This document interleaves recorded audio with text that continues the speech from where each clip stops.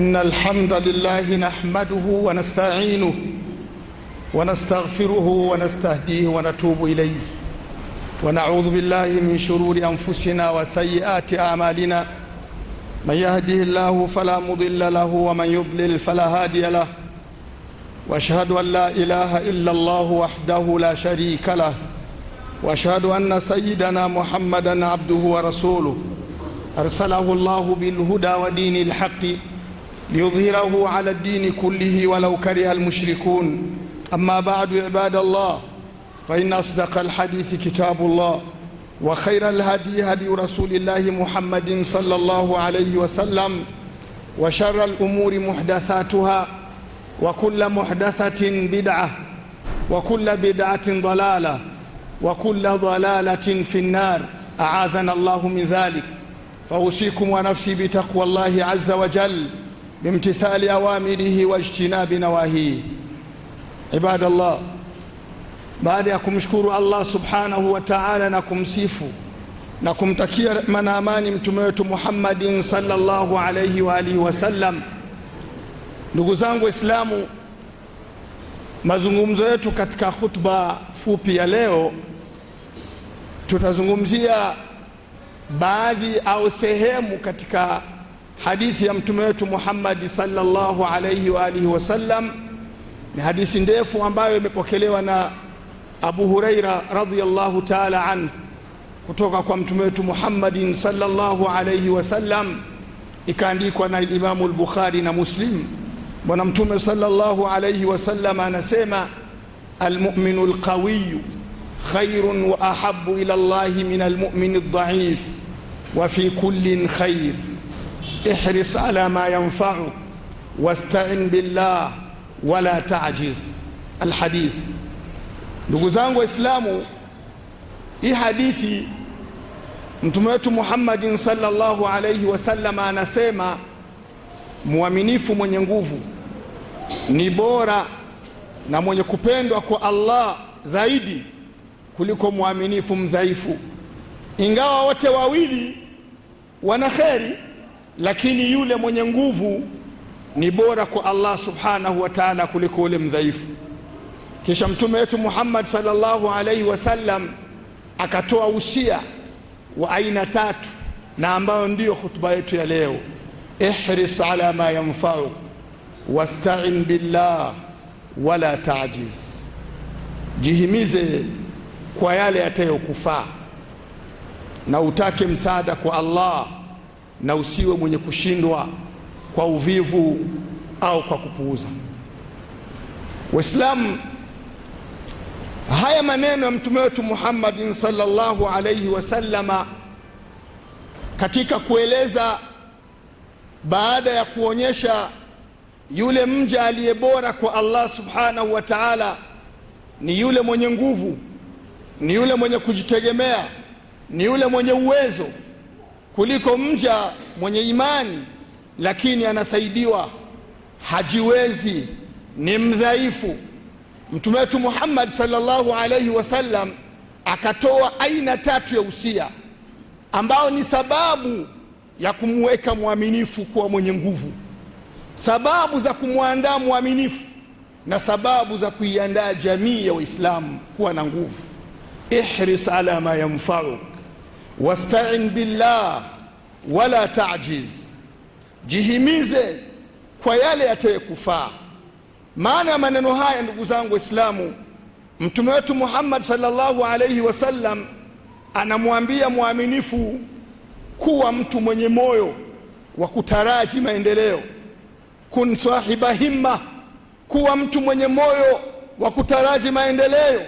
Wala tudayyi waqtaka fima la yufid la fi dunya wala fi al-akhirah, wala usiwe miongoni mwa wale wanayopoteza muda wao kwa mambo yasiyokuwa na faida kwao, la kidunia au kidini. Kauli yake mtume sallallahu alayhi wasallam, wasta'in billah, itaji msaada kwa Allah, taraji msaada kwa Allah katika yale unayoyafanya, sio kwa maneno pekee, bali taraji msaada kwa Allah kwa kufanya sababu za kuonyesha kwamba wewe unataka kubadilika, wewe unataka kuendelea, wewe unataka kuwa na nguvu, onyesha sababu, weka vitangulizo ambavyo vitaonyesha kwamba kweli unataka kubadilika na unataka kuwa na nguvu. Wala taajiz, wala usikati tamaa, usiwe mwenye kushindwa. La tastaslim lilyas wala takasul wala tatanahnah, usiwe mwenye kukubali uvivu ukufunike, au usikubali kuzingirwa na fikra ambazo zitakutoa kwenye juhudi na bidii.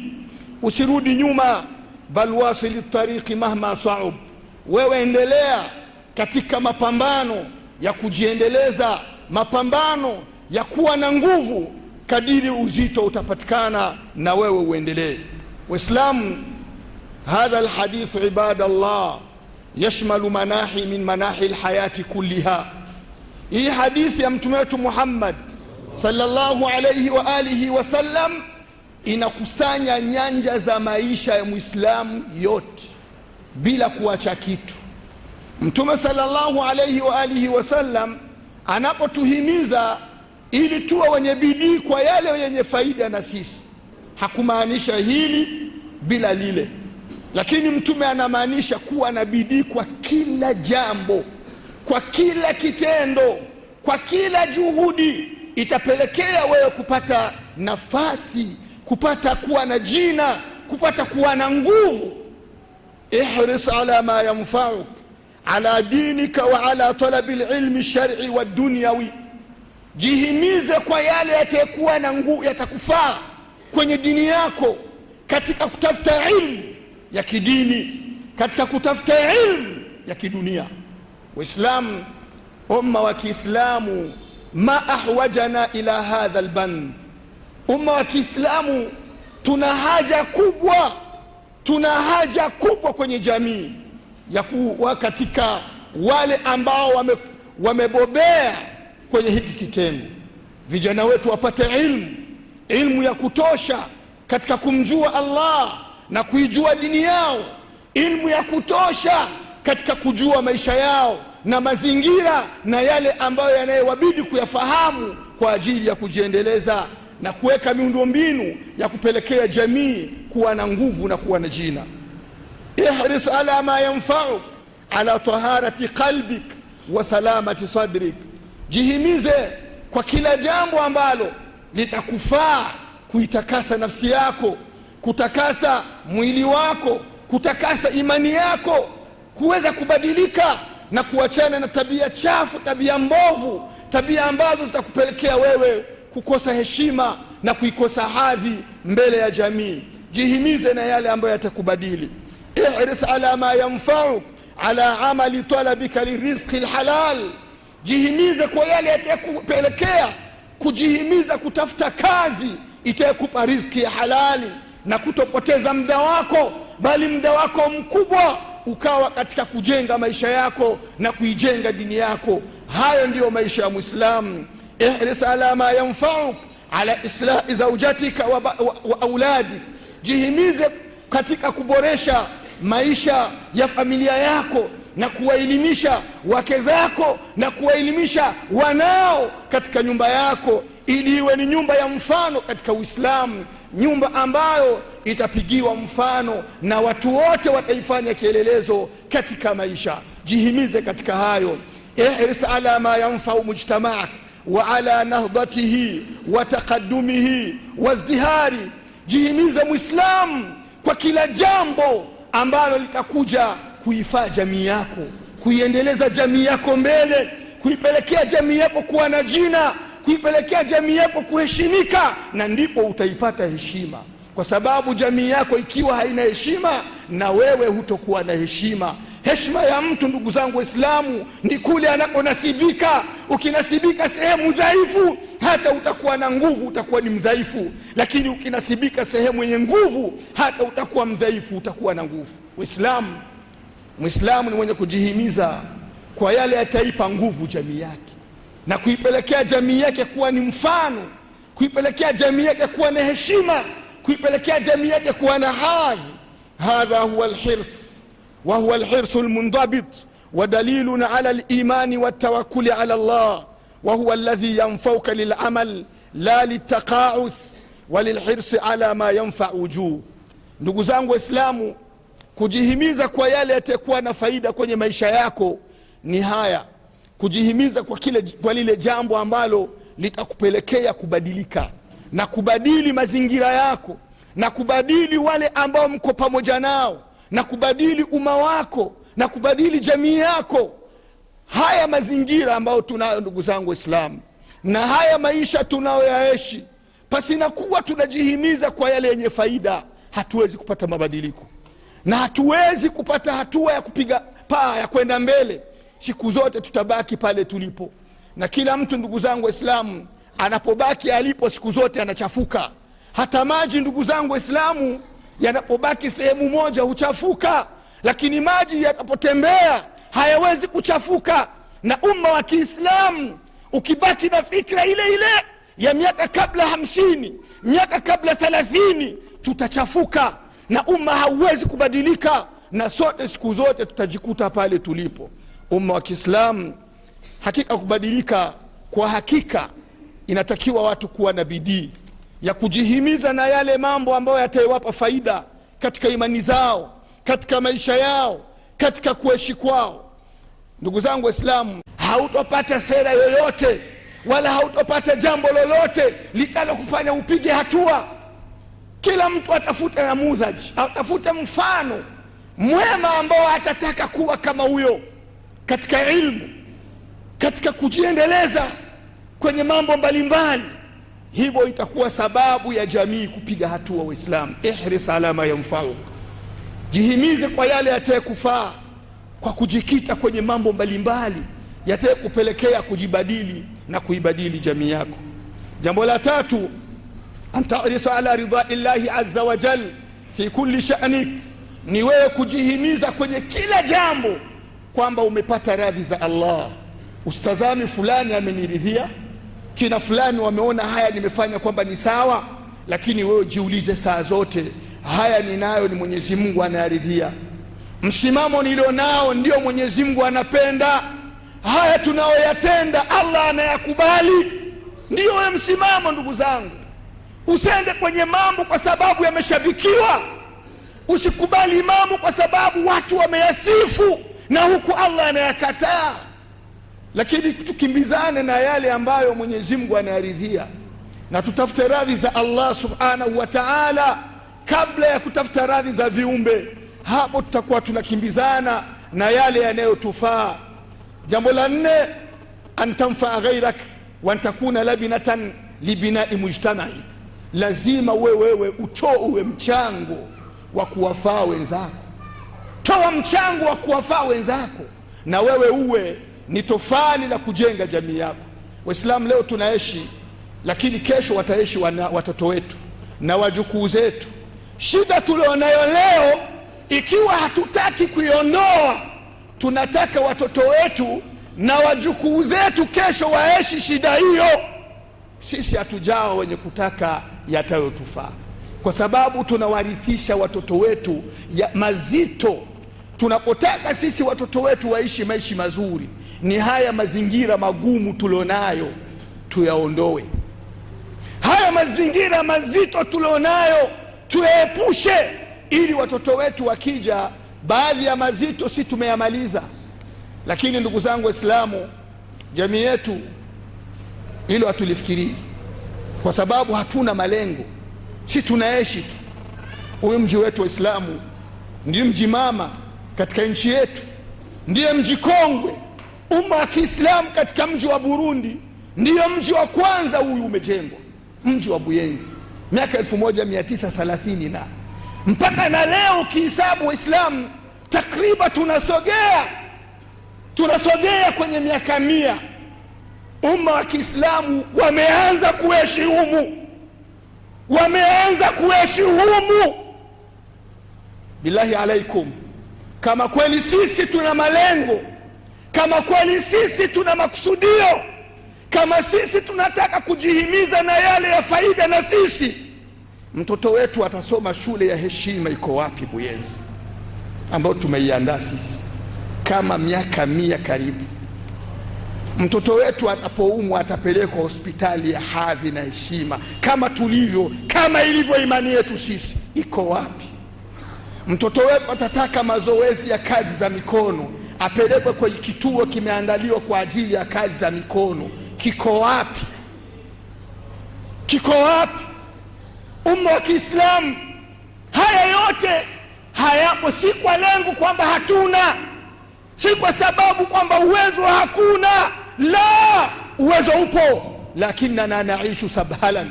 Sisi tunaishi duniani vurugu tu, tunaishi kwa vurugu, hatuishi kwa mipangilio, hatuna plani, hatuna malengo, hatuna tunachokikusudia.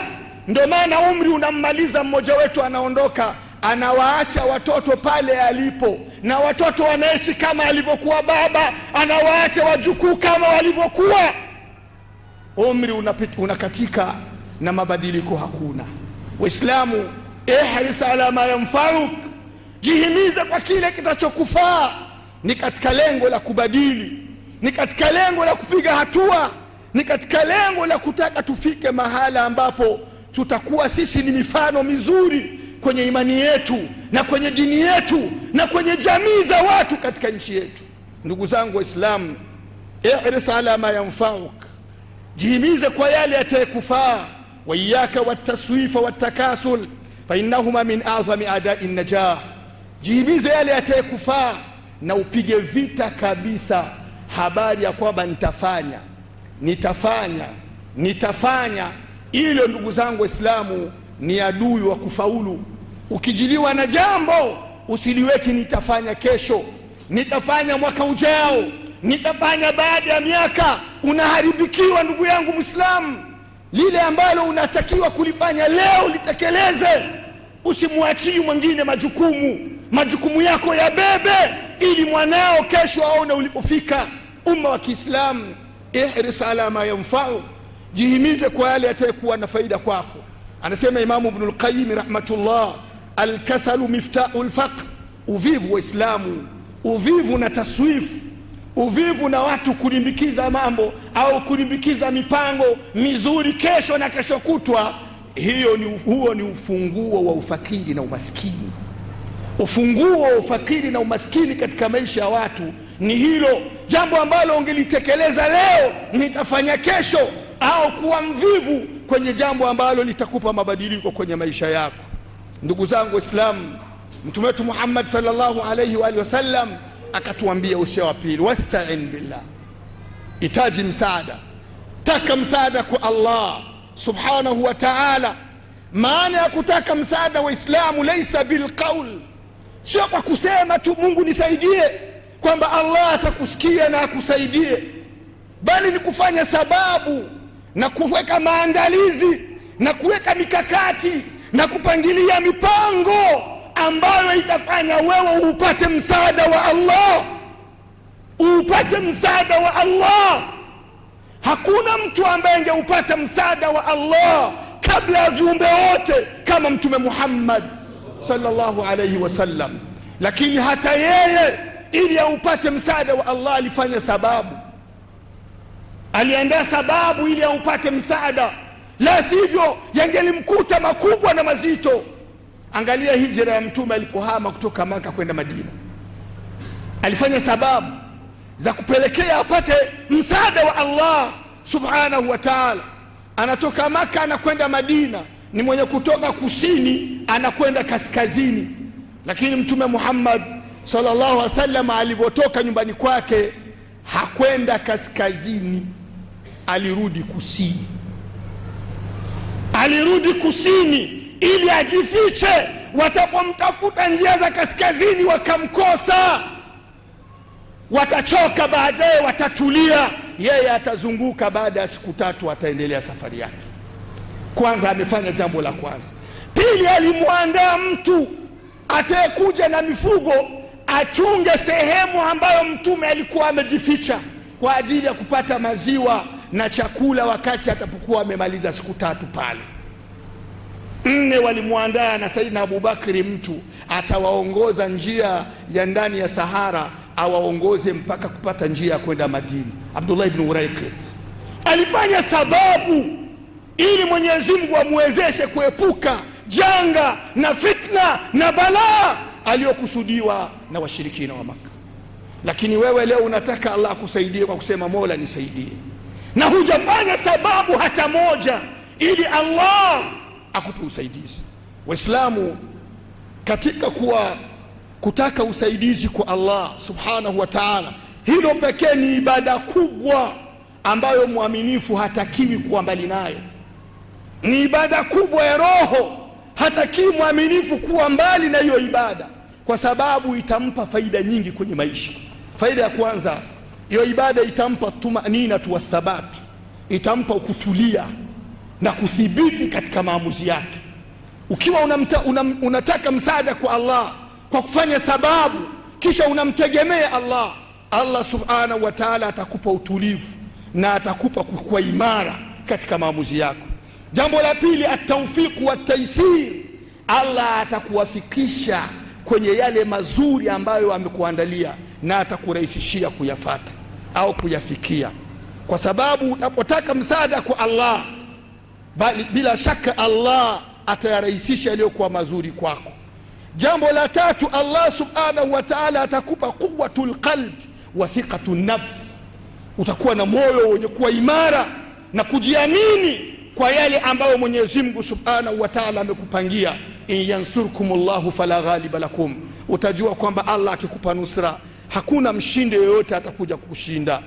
Ndugu zangu Waislamu, ikiwa utakuwa mwenye kumtaka msaada Allah kwa kufanya sababu na vitendo, Mwenyezi Mungu subhanahu wa ta'ala atakujalia kuwa mja ambaye ataweza an-najatu min al-kibri wal-ujb, utasalimika na kiburi na majuvuno ambao ni sifa iko kwa sote.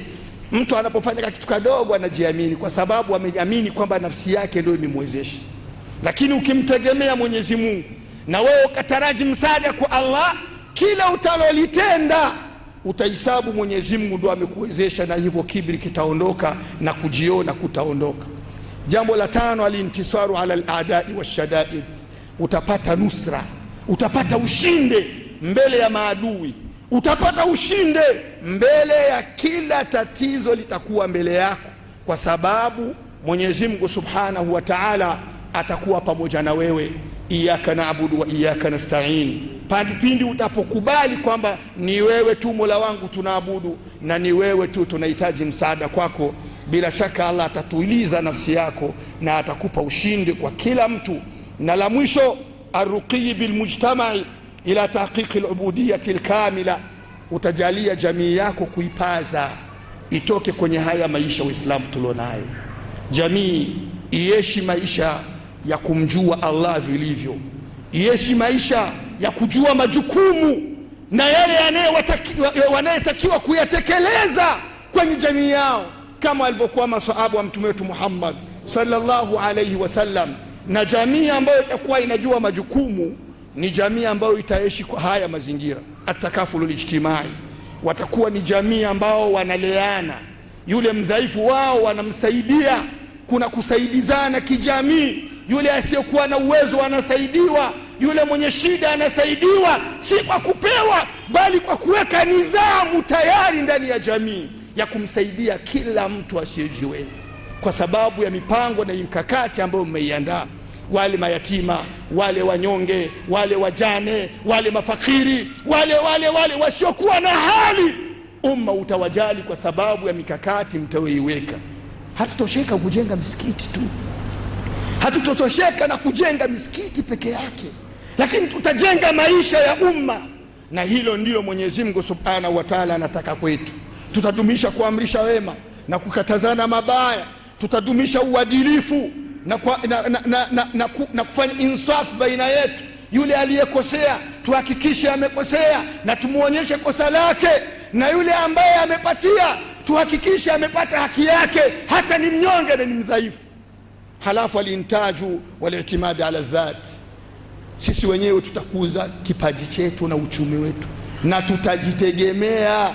Hatutokuwa watu wa kuomba msaada kila leo unaomba, kila leo unaomba. Mtume amesema al-mu'minul qawi, mwaminifu mwenye nguvu. Waislamu, Kwa kumalizia usia wa mtume wetu Muhammad sallallahu alayhi wa sallama, haya aliyoyataja mtume sallallahu alayhi wa sallama kwamba tujihimize yatayotufaa na tutaraji msaada kwa Allah subhanahu wa ta'ala, ni moja katika vigezo vitavyofanya watu kuwa wacha Mungu, kwa sababu ndani yake patakuwa takwa, ndani yake patakuwa ihsan.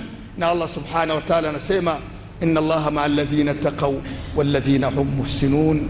aqulu ma tasma'un wastaghfirullaha li wa lakum wa li sa'iril muslimina min kulli dhanbin fastaghfiruhu innahu huwal barrul karim wa huwal ghafurur rahim. Alhamdulillah wa sallallahu wa sallam wa baraka ala rasulillah. Ndugu zangu Waislamu, tumshukuru Mwenyezi Mungu na amani zimwendee Mtume Muhammad sallallahu alaihi wasallam. Usia wa tatu mtume amesema wala tajiz, usiwe mwenye kushindwa kutokana na uvivu aidha upuuzi ikapelekea kushindwa kuweka mipango yako vizuri. Waislamu, kushindwa ni sifa mtume alimuomba Allah amkinge, Allah amlinde. Fakana min duaihi sallallahu alayhi wasallam Allahumma inni a'udhu bika min al-ajz wal kasal. Ilikuwa katika dua ya mtume anamuomba Allah, ewe Mola wangu na kuomba unilinde, unikinge na kushindwa, sifa ya kushindwa, sifa ya kuwa mvivu, nilinde Mola wangu na hayo. Kwa nini Waislamu? Lima fihi min shalalil harakati wa idaati taqat, kwa sababu uvivu na kushindwa vinampelekea mtu kupoozeka na kutokuwepo na lihali yupo, kuonekana mjinga na hali ana uwezo, kuonekana mkosefu na hali ana kipato, kuonekana ni juha wakati ana mipango, kuonekana hawezi chochote na hali ana nguvu. Sura tunayo leo jamii yetu fi taifatil mujtama ndio hiyo, hatuwezi kitu. Msemo hatuwezi kitu, ni kweli hatuwezi Waislamu, ni kweli hatuwezi, lakini tunaweza sana. Kinachotukwamisha Waislamu ni huyu usia wa mtume wetu Muhammad sallallahu alayhi wa sallama. Tulipouacha umetuletea majanga mengi sana, majanga mengi sana. La kwanza, dayaul furas, tumepoteza nyakati nzuri tu zikatupita. Ujana unapita mpaka mtu anazeeka hajafanya kitu, ukimuuliza ulifanyia nini jamii yako, hamna hata kimoja. Tumepoteza fursa. Cha pili, dhaaful himma, hatuna malengo tunayokusudia kufanya kwenye jamii kubwa. Watu watafanya, watapaka msikiti rangi na kugeuza, basi hilo wamemaliza. Hiyo sio kwamba tumejenga dini yetu. Ndugu zangu, jamii inahitaji makubwa zaidi ya hayo, ambayo tunatakiwa kuyaandaa watoto wetu wayakute na wayaeshi. Alihbatu wal yas, kukata tamaa kila siku, kwamba sisi bwana kila siku kukata tamaa. Tarku laulawiyat, hatufati mambo yanayohitajika. Kinachohitajika leo ni hiki, tunafanya hiki, na hata ukiambiwa hiki hakihitajiki usikii, unataka kile tu nafsi yako imetaka ndio kifanyike, na lihali kinachotakiwa ni hiki. Al-aulawiyya, hatuna yale ambayo tunaona ndio ya muhimu, lakini yenye nafsi zetu inataka ndio tunakwenda nayo. Ndio kushindwa kwetu huko. Suudhani bila akharin, kudhaniana vibaya. Ule fulani akiwa hapa basi mambo yataharibika, fulani tukimpa mambo yataharibika, hatimaye hatufanyi chochote, umri unakatika. Na la mwisho, tahmilul mas'uliyya lil akharin, kuwabebesha majukumu watu wengine. Wewe unajitoa, mmefanya nini nyie? Wewe umefanya nini? Haujafanya kitu, lakini unawalaumu wenzako.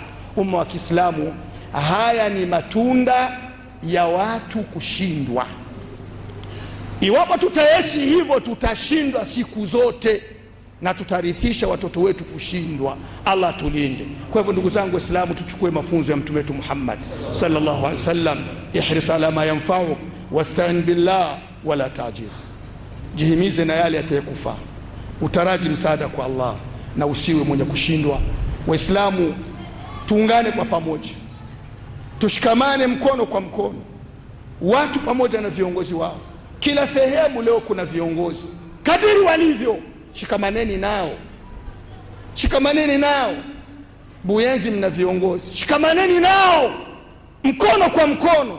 Wallahi ni muda mdogo tu, mtakuja kushangaa maisha tulioishi miaka dahari, mabadiliko yakionekana mtashangaa, na watu tutajutia muda wetu uliopita. Tumwombe Allah subhanahu wa ta'ala atujalie kuwa pamoja, na atujalie kuwa pamoja na wale wenye kumcha, kama alivyosema inna Allaha ma'al ladhina taqaw wal ladhina hum muhsinun, hakika Allah yuko pamoja na wale wacha Mungu na wale wanaotenda wema. Ala wa sallu ala al-hadi al-bashir kama amarakum bidhalika al-latif al-khabir. Qala ta'ala inna Allaha wa malaikatahu yusalluna ala an-nabi ya ayyuhalladhina amanu sallu alayhi wa sallimu taslima. فامتثالا لأمر الله عز وجل وحبا برسوله نقول اللهم صل على محمد وعلى آل محمد كما صليت على إبراهيم وعلى آل إبراهيم، وبارك على محمد وعلى آل محمد كما باركت على إبراهيم وعلى آل إبراهيم إنك حميد مجيد. وارض اللهم عن أربعة خلفاء رسول الله وهم أبو بكر وعمر وعثمان وعلي، وعن 6 من العشرة المبشرين بالجنة، وعن جميع الصحابة والتابعين وتابعيهم بإحسان إلى يوم الدين، وجعلنا معهم بمنك وكرمك وإحسانك يا أكرم الأكرمين. اللهم اعز الإسلام والمسلمين واحمي حوزة الدين يا رب العالمين، وأذل الشرك والمشركين ودمر أعداء الدين، وانصر عبادك الموحدين يا رب العالمين. ربنا آتنا في الدنيا حسنة وفي الآخرة حسنة وقنا عذاب النار. ربنا آت أنفسنا تقواها وزكها أنت خير من زكاها أنت وليها ومولاها. عباد الله إن الله يأمر بالعدل والإحسان وإيتاء ذي القربى وينهى عن الفحشاء والمنكر والبغي يعظكم لعلكم تذكرون.